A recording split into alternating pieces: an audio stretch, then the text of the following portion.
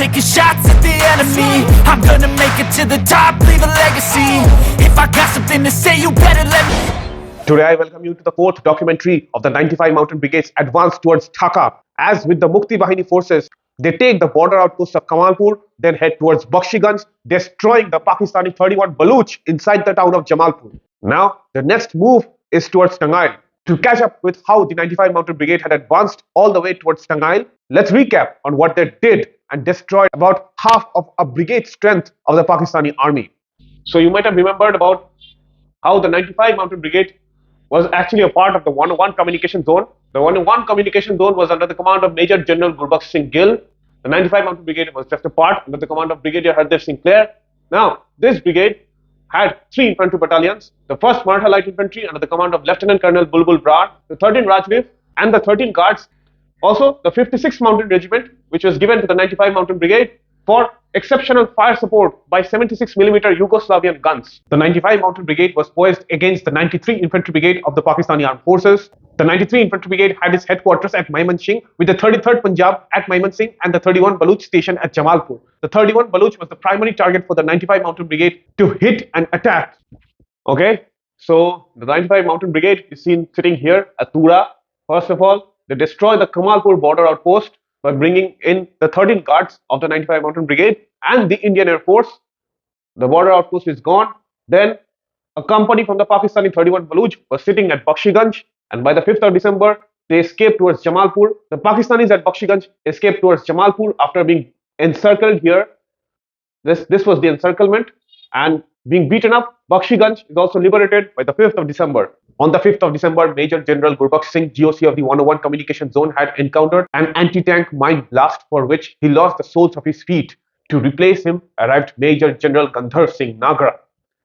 It takes about 5 more days, and on the 11th of December, the entire 95 Mountain Brigade encircles the 31 Baluch from all sides, destroying the 31 Baluch here. The entire battalion is taken out of action. Meanwhile, the 33rd Punjab, sitting at Maimansingh, was attacked by the Indian Army's FJ sector brigade under the command of Brigadier Sant Singh. He had about 1 battalion strength of troops, Brigadier Sant Singh, and the 33rd Punjab was also forced to escape from Maimansingh. This is the only battalion standing for the Pakistani 93 Infantry Brigade. This battalion, with a mixed force of Pakistani Razakars, with the force of Pakistani militia, Razakars, collaborators, and anti-liberation forces, escaped and tried to make all their way towards Tangail. Now, with Jamalpur city falling to the Indian Army by the 11th of December, let's see what happens at Tangail. As said before, will this operation be a bridge too far for the 95 Mountain Brigade? The 95 Mountain Brigade had been successful in the capture of Jamalpur. With the 6th Sikh Light Infantry given to the brigade for the operations in Jamalpur, it was also clear that this brigade would need further reinforcements for its advance down south towards Tangail. It was decided that the 50th Independent Parachute Brigade would be airdropped down there, but the Eastern Command had the resources to only drop 1 battalion of the 50th Independent Parachute Brigade. Hence, for this operation, the 2 Parachute Battalion was chosen. The 2 Parachute Battalion was under the command of Lieutenant Colonel K.S. Pannu, and to cut off the retreating Pakistani 93 Infantry Brigade from reaching Dhaka, the link towards Dhaka from the areas of Maimansingh, Jamalpur, and further in the east, the link was the route towards Tangail. Hence, north of Tangail laid the Poongli bridge. If anyone gets this bridge, the route towards Dhaka for this entire enemy brigade is cut off. Hence, the Poongli bridge was needed to be in the hands of the Indian Army. The 106th Squadron of the Indian Air Force was armed with Canberra aircrafts, and they had cameras in them. Long before this Paradrop operation, the 106th Squadron with Canberras had actually moved in and went on for a photo recon mission around Tangail. They had taken photographs of possible drop zones to land these paratroopers, and after coming back, Captain P.K. Ghosh was sent down from Tura, and he came down all the way down south, north of the Poongli bridge, and met up with the Mukti Bahini forces operating there. The Mukti Bahini forces were under the command of Qadir Siddiqui, a gallant commander, and was known as the Castro of Tangail. With the Mukti Bahini, Captain P.K. Ghosh decided to secure these drop zones. Hence, as the 95 Mountain Brigade was advancing, the 2 para made their airdrop at 4 p.m. on the 11th of December. Like December snow coming down, it was a pretty bad news for the Pakistani armed forces. The 93 Infantry Brigade of the Pakistani Army was under the command of Brigadier Qadir, saw the paratroopers dropping down at the Kalihati area. Alongside the paratroopers came the 60 Para Medical Field Company, which was commanded by Major Harsh Mukherjee. Alongside the 2 Parachute Battalion arrived the 17 Field Regiment and the 411 Field Company. The paratroopers had made a safe landing. Also, there were certain misdrops, including some of their equipment, but the local Bengali people came forward to help them out. As you can see, the Poongli bridge is here, and the 2 Para has airdropped. They have secured the drop zones with the Mukti Bahini forces supporting them all the time. Coming here, they have cut off the escaping Pakistani 93 Brigade, and also Lieutenant Colonel K.S. Pannu, after dropping down, had got his men around organized pretty effectively to head out for the Poongli bridge. The 33rd Punjab, one of the surviving battalions of the 93 Infantry Brigade, was close to Tangail. Major Sarwar was leading a company from the 33rd Punjab, and he was tasked by Brigadier Qadir to neutralize these paratroopers. Eventually, he failed. By 8 p.m. on the 11th of December, the Poongli bridge and the ferry ghats were in the hands of the 2 Para. And they have also repelled the attack of the 33 Punjab. Over and over at Tangail, they were sitting helpless. While the paratroopers were dropping, they thought that these were Chinese troops who had come to help them. But they were just so wrong. Some elements of the 93 Brigade also got captured in the hands of the 2 Para. By the 11th of December itself, the 2 Para had inflicted massive casualties on the Pakistani 93 Infantry Brigade.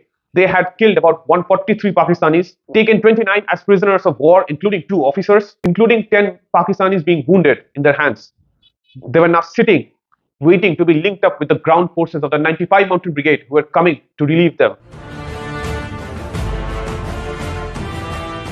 With the liberation of Jamalpur being officially done on the 11th of December, the 1st Maratha Light Infantry of the 95 Mountain Brigade decided to make their advance towards the Poongli bridge. Pakistani vehicles from the 31 Baluch were now used by the 1st Maratha Light Infantry to finally advance, and for the first time in days, they were using vehicles compared to the rickshaws and the bullock carts that they had to rely on. Being resupplied at Jamalpur from airdrops, they were with full josh and advancing towards the Poongli bridge. On the way towards the Poongli bridge, they went through numerous skirmishes of the elements of the 93 Infantry Brigade still on the run. Also, many soldiers from the 31 Baluch had escaped, and they were also subjected to skirmishes where the 1st Maratha Light Infantry crushed them. Imagine the 93 Infantry Brigade with Brigadier Qadir in between the advancing forces of the 95 Mountain Brigade and the 2 Para waiting for them down there, being crushed slowly as these 2 forces came closer towards each other. Brigadier Qadir, commander of the 93 Infantry Brigade, could do nothing except for watch at how his brigade was being destroyed. Brigadier Hardev Singh Clare, commander of the 95 Mountain Brigade, was behind the advancing column of the 1st Maratha Light Infantry. On the way towards the Poongli bridge, even he had spotted numerous corpses of Pakistani soldiers, including the equipment that was left behind. Heavy 120mm mortars were also there, and he asked his troops to get hold of them. The 1st Maratha Light Infantry had started their advance from Jamalpur on the morning of the 12th of December. The paratroopers were still sitting there at Poongli bridge on the morning of the 12th of December. They were still hoping that it wasn't a bridge too far, because Pakistani counterattacks were still growing stronger on them. Though they had the Mukti Bahini from Qadir Siddiqui's forces, but the link up with the 95 Mountain Brigade was extremely important. Brigadier Clare, watching the 1st Maratha Light Infantry close in, had given his orders for the advance and decided to rest at a nearby forest rest house. Here, for the first time, he met the Mukti Bahini commander Qadir Siddiqui, the Castro of Tangail, and they eventually became friends. And on the very evening, Pakistani 93 Infantry Brigade had decided to surrender and give up the fight. Elements of the 33rd Punjab had managed to break through the defenses at Poongli bridge, sitting down at Tangail, but they were a handful of what they were in the beginning of the war. The entire 93 Brigade was in pieces. Brigadier Qadir, an exhausted commander, had finally given up to the commander of the 95 Mountain Brigade, Brigadier Hardev Singh Clare. All of this happened on the 12th of December. As the evening of the 12th of December was approaching, the 1st Maratha Light Infantry of the 95 Mountain Brigade was the closest to the 2 Para who were still sitting at Poongli bridge. Brigadier Hardev Singh Clare, being a paratrooper himself from the Second World War, decided to be in this historic link-up. And the 1st Maratha Light Infantry from the 95 Mountain Brigade commenced their advance from the 12th of December morning. They crossed about 70 kilometers reinforced by the Mukti Bahini forces, met up with Qadir Siddiqui, and finally they came here on the evening and met up with the paratroopers. They spotted Lieutenant Colonel K.S. Pannu waiting for them at the bridge, and finally they all moved up and shook their hands, making history. For the first time in Indian military history, there was an actual airborne operation that actually involved the use of aircrafts to drop paratroopers from the sky and secure an area. And also, this was the first time in Indian military history where ground forces of the Indian Army finally met up and relieved the paratroopers. This was an extremely successful operation, pushing out the myth of a bridge being too far. A bridge was finally secured to head towards Dhaka and crush the Pakistani forces standing between Dhaka and the Indian Army. The 1st Maratha Light Infantry has done the most of the fighting and has traveled the longest distance from the Indian border into Bangladesh. And he decided to give the 1st Maratha Light Infantry the honor to be the first to enter Tangail. The 1st Maratha Light Infantry under the command of Lieutenant Colonel Kuldeep Singh Brar had entered Tangail on the evening of the 12th of December 1971. Following them were the 2 Para and the Mukti Bahini forces under the command of Qadir Siddiqui. The entire town welcomed the Indian forces and the Mukti Bahini with great jubilation for this victory. The 33rd Punjab had escaped from this area long back, and they had their headquarters at the circuit house of Tangail. Coming inside, the 95 Mountain Brigade commander, Brigadier Hardev Singh Clare, had moved up to the circuit house to establish his headquarters, but Qadir Siddiqui had requested Brigadier Clare to not stay there where the Pakistanis were, and instead move up and establish his headquarters in a nearby rest house. Also, Brigadier Hardev Singh Clare's radio set was destroyed by Pakistani bullets in the Battle of Jamalpur, and Qadir Siddiqui had decided to replace this radio set. Entering Tangail, Brigadier Clare decided to keep the 1st Maratha Light Infantry in the town to rest and recuperate, while he decided to bring the 6th Sikh Light Infantry all the way from Jamalpur down to Tangail. It was a 70 kilometers long distance, and the 1st Maratha Light Infantry had traveled 70 kilometers in one single day. Hence, the convoy of rickshaws and vehicles that had brought the 1st Maratha Light Infantry from Jamalpur to all the way towards Tangail, that same convoy of rickshaws were sent back to Jamalpur to bring the 6th Sikh Light Infantry sitting there. The 6th Sikh Light Infantry was meant to spearhead the brigade while the 1st Maratha Light Infantry took a day off.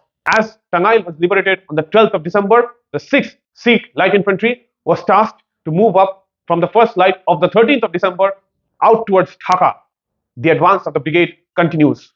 As of now, the 95 Mountain Brigade has traveled about 160 kilometers all the way from the Meghalaya border towards Tangail. Brigadier Qadir was captured. The entire 93 Infantry Brigade was wiped out of action. The 33rd Punjab was scattered and was crushed by the 2 Para, while the elements of the 33rd Punjab was still on the run. Now, there was almost nothing standing between the 95 Mountain Brigade on their way towards Dhaka. All they had to deal with were just scattered elements of resistance here and there. Most of the heavy fighting was done. So on the 13th of December, the 6th Sikh Light Infantry heads out from Tangail.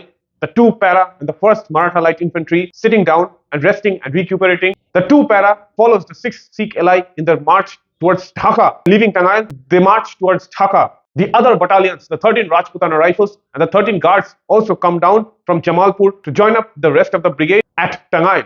So this is the situation. With the Mukti Bahini's help, the 95 Mountain Brigade advances, destroys Kamalpur, takes Bakshiganj, moves up to Jamalpur, wiping out the 31 Baluch from existence. The 33 Punjab, with the only battalion of the 93 Brigade, escapes but gets crushed here on the Jamalpur-Tangail road, with the 33 Punjab, elements of the 33 Punjab already being at Tangail, trying to take the Poongli bridge from the 2 Para that lands and takes over this bridge, but they fail. The Pakistanis failing over and over, with the 93 Infantry Brigade being finally crushed on their escape towards Tangail and towards Dhaka, and being captured by the 95 Mountain Brigade's advancing column on the Jamalpur-Tangail road. This entire 93 Brigade is crossed out of action. Tangail is liberated, and with the Tangail-Tur road leading towards Dhaka, the surviving elements of the 93 Infantry Brigade and the 36th Infantry Division of Pakistan sitting at Dhaka is the only resistance standing up to from here and all the way up to Dhaka. This is the situation up to the morning of the 13th of December. What more is left to head towards Dhaka? Dhaka is just sitting down east from Tangail. What more of fighting is left for Brigadier Hardev Singh Clare? To know more, I would like you all to like and subscribe this video. Thank you.